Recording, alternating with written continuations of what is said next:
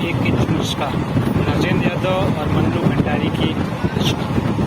जी हाँ, कथाकार दंपति का मिलकर लिखा उपन्यास। चलिए आज इस पर बात करते हैं। आपको उसको पढ़ने के लिए रुचि सिखाते हैं। ठीक है, क्या है इस उपन्यास में? पहला पेज हम खोलेंगे तो वही है। पहले पेज में है, आपको पढ़ सुना देता हूँ कि राजेंद्र यादव और मन्नू भंडारी का सहयोगी रूप से लिखित उपन्यास, जिसका पहला परिच्छेद राजेंद्र यादव का, दूसरा मन्नू भंडारी का है। और इसी प्रकार यह उपन्यास अपनी परिणति पर पहुंचता है। उपन्यास विधा में एक सफल प्रयोग है। अंत में दोनों के अपने अपने वक्तव्य हैं, आप उसको देख सकते हैं। मैं रिकमेंड करूँगा आपको, ये किताब आप पढ़िए। उसके क्या है इसमें, मैं एक संक्षेप में थोड़ा सा आपको बता देता हूँ कि एक नुस्खा ये पार्ट में लिखा गया है। ठीक है, पार्ट में लिख गया है कि ट्रेन और उसकी हवा हमें थोड़ी सी दखल दे रही है। पहला है, एक स्टार्ट होता है कि सब कहीं अंधकार और बीच में कटा आयताकार प्रकाश का चौखट। लौटते हुए उस होटल की खिड़की का उद्भासित चौखटा देखकर एक अजीब सी बात अमर के मन में आई। अमर यानी कि पहला कैरेक्टर, नायक। इस उपन्यास का पहला कैरेक्टर है अमर। अमर ही है जो इसके इर्द गिर्द ये कहानी घूमती है। अमर से ही जुड़ी है एक गायिका रंजना, चूँकि अमर साहित्यकार है और साहित्य से ही जुड़ी है एक और नायिका जिसका नाम है। अब एक बार अगर पढ़ेंगे तो आपको सारी चीज़ें स्पष्ट होंगी, सारी की सारी चीज़ें स्पष्ट होंगी। ये तीन लोगों के दिल घूमती है, अमर और अमर की आप दो प्रेमिकाएं कह सकते हैं। एक प्रेमिका जो उसकी जीवन संगिनी बनना चाहती है, एक प्रेमिका जो उसके साहित्य की संगिनी बनना चाहती है। लाइन दिखा दो कि अमर मैं तुमसे बोलूँ चाहे ना बोलूँ, मुझे लगता है जैसे सोते जागते हमेशा तुमसे बातें करते रहते हैं। आप देखेंगे इसका हर परिच्छेद अपने आप में नया है।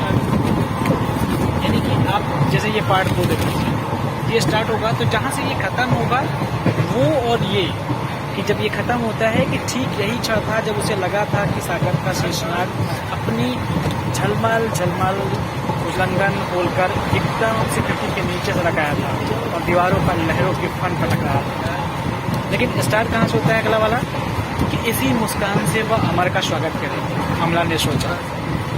तो हाँ, अगली नायिका थी अमला, और अमला को चाहने वाला नायक था कैलाश। तो इस तरीके से ये कहानी आगे बढ़ती है।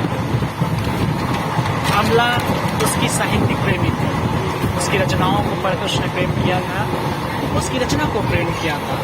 उसने रचनाकार और रचना को प्रेम किया था। वो चाहती थी कि रचनाकार में कला जिंदा रहे, वह इस सांसारिक मोह माया में ना पड़े, अर्थात वो रंजना के चक्कर में ना पड़े और विवाह बंधन के चक्कर में ना पड़े, ताकि उसकी कला जिंदा रह सके, वो कला को लिख सके। क्योंकि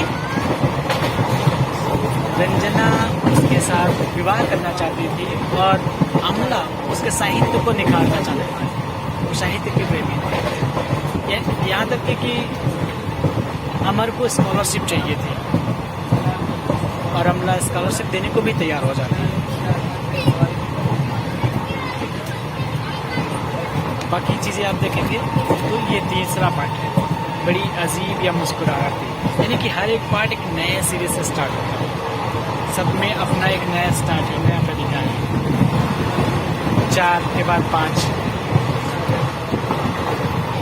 मजे हुए लेखक तो है ही, चाहे मन्नू भंडारी की बात कर लीजिए और चाहे राजेंद्र यादव, इन दोनों में कोई इसका तोल नहीं है। तो आप दोनों पढ़ेंगे तो किस तरीके से द्वंद्व चलता है इस उपन्यास में। कब लेखक को खुद लगने लगता है कि नहीं अब मुझे कला प्रेमी बनना है, कब लगता है कि नहीं अब मुझे रंजना का प्रेमी बनना है, मुझे भी शादी विवाह कर लेना चाहिए। जीवन अलग चीज़ है, जिम्मेदारियाँ अलग चीज़ है, और क्या इससे खर्च चल सकता है, इससे जीवन यापन किया जा सकता है कला से। कला क्या मजबूरी नहीं है कि मुझे और कुछ काम नहीं आता इसलिए मैं लिखने बढ़ जाता हूँ, या फिर मेरी हॉबी है, या इसमें मेरी रचनात्मकता है, या यूनिक है मेरे अंदर। तो एक द्वंद्व सा चलता है लेखक के अंदर। इसके लिए पढ़िए कि एक सामान्य व्यक्ति के अंदर भी एक द्वंद्व चलता है, वो चाहे हम हो या आप हो। उपन्यास का समर्पण लिखते समय ही अमर को लगा था तो उसने एक बहुत बड़ा निर्णय लिया, क्योंकि अमला एक ऐसी नायिका है कि वो प्रेरित करती है, वो प्रेरणा बनती है कि अमर उपन्यास लिखे, और उसे हर साल एक उपन्यास की मांग करती है। और अमर ये कहता भी है कि मैं तुम्हारे लिए या फिर तुमको हर साल एक उपन्यास लिख करूँगा, यानी कि हर एक साल में एक उपन्यास कंप्लीट करके दूंगा।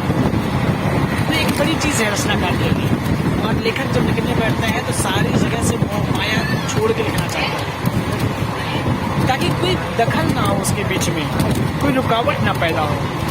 कंधे पर साल डालकर अमला बाहर निकल आई और रेलिंग के सहारे खड़ी हो कर शून्य नजरों से आसमान को देखने लगी। इतना ही अभी बताऊंगा, बाकी आखिरी में आपको बता देता हूँ कि आखिरी में आज देखेंगे तो एक इंच मुस्कान कथाकार राजेंद्र यादव और मन्नू भंडारी का सहयोगी है, उपन्यास है। अब तक इस प्रकार के प्रयोग प्रायः असफल ही हुए थे, लेकिन यह रचना सबसे बड़ी विशेषता यह है कि प्रभाव और गठन के प्रभाव की दृष्टि से यह पहले एक श्रेष्ठ उपन्यास है और बाद में एक चारित्रिक प्रयोग। इसकी सफलता का एक प्रमाण यह है कि उपन्यास में अब तक कई संस्करण हो चुके हैं। संस्करण का मतलब ये होता है कि उपन्यास की सफलता। राजेंद्र यादव, मन्नू भंडारी दोनों हिंदी के सशक्त और लोकप्रिय कथाकार हैं, ये आप भी जानते हैं। इस उपन्यास की रचना में उन्होंने अपनी प्रतिभा का सर्वोत्कृष्ट प्रस्तुत किया है। तो मैं आपको एक बार फिर से प्रेरित करता हूँ कि उपन्यास पढ़िएगा और बताइएगा कमेंट बॉक्स में ये कैसे लगा आपको।